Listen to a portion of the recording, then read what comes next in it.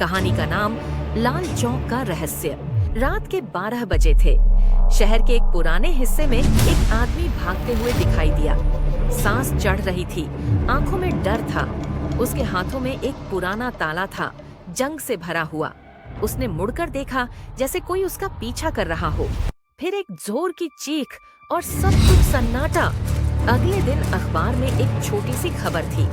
एक अनजाने आदमी की लाश पुराने लाल चौक बाजार के पास मिली। लाश के पास सिर्फ एक पुराना ताला और एक जली हुई फोटो थी। लोग हैरान थे। लाल चौक तो 20 साल से बंद था, वहाँ कोई क्यों जाएगा?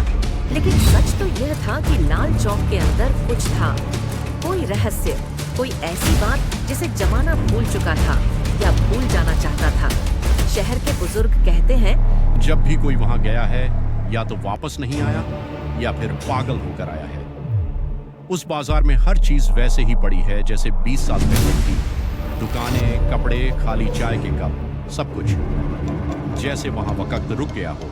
और एक दुकान, गोपाल जनरल स्टोर, उसका शटर कभी बंद नहीं होता और उसके अंदर से हर अमावस्या को 1 घंटे बजती है।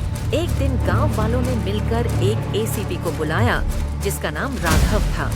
वो अपने सहायक सिन्हा के साथ रात के समय बाजार गया। टॉर्च की रोशनी में दोनों धीरे धीरे चलते हुए गोपाल की पुरानी दुकान तक पहुंचे। गोपाल जनरल स्टोर, उसका शटर आधा खुला था। सिन्हा ने धीरे से कहा, सर, मुझे कुछ ठीक नहीं लग रहा। राघव ने टॉर्च अंदर मारी। शेल्फ पर पुराना माल था, सब कुछ धूल भरा, लेकिन छुआ नहीं गया था। तभी उनकी टॉर्च ब्लिंक करने लगी और एक आवाज आई जैसे कोई कान में फुसफुसा रहा हो। राघव घबरा गया। फोटो के नीचे लिखा था, 10 साल पहले जो आया था आज फिर लौट आया है। उस पल राघव को याद आया, बचपन में वह एक बार इस बाजार में खो गया था और कुछ घंटे बाद ही मिल गया था। लेकिन उस दिन के बारे में उसे कुछ याद नहीं आता। तभी एक ठंडा हाथ उसके कंधे पर पड़ा। राघव ने पलट कर देखा और चीख उठा और सामने था गोपाल, एक आदमी जिसका चेहरा आधा जला हुआ था, आंखें लाल थीं, लेकिन उनमें कोई जिंदगी नहीं थी। उसके होंठ हिल रहे थे, लेकिन आवाज जैसे, तू वापस क्यों आया राघव? मैंने तुझे बचपन में छोड़ दिया था। अचानक से शटर पीछे से बंद हो गया। अंधेरा छा गया। दोनों ने रिवॉल्वर निकाली, लेकिन कुछ दिखाई नहीं दे रहा था। तभी उस दिन उसने गोपाल की दुकान में कुछ देखा था, एक छोटी सी काली किताब और एक आदमी की बलि। उसने वो देख लिया था जो उसे नहीं देखना चाहिए था। गोपाल ने उसका दिमाग भुला दिया था। मैं तुम सबको दोबारा नहीं जगाना चाहता था, लेकिन तुम वापस आ गए। अब तुम भी यहीं रहोगे। तभी दुकान के अंदर से चीखने की आवाजें आने लगीं। वो सब लोग जो गायब हुए थे, उनकी रूहें। सिन्हा ने राघव को खींचकर बाहर ले जाने की कोशिश की, लेकिन दुकान का फर्श टूटने लगा और एक काली घंटी हवा में घूमती हुई उनके सिर के ऊपर मंडराने लगी।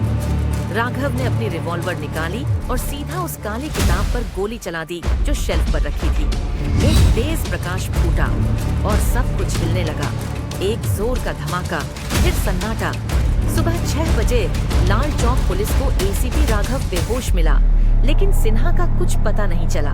दुकानें अब धूल से भरी हुई थीं, सब कुछ जैसे सामान्य हो गया था, लेकिन गोपाल जनरल स्टोर अब पूरी तरह से जली हुई थी।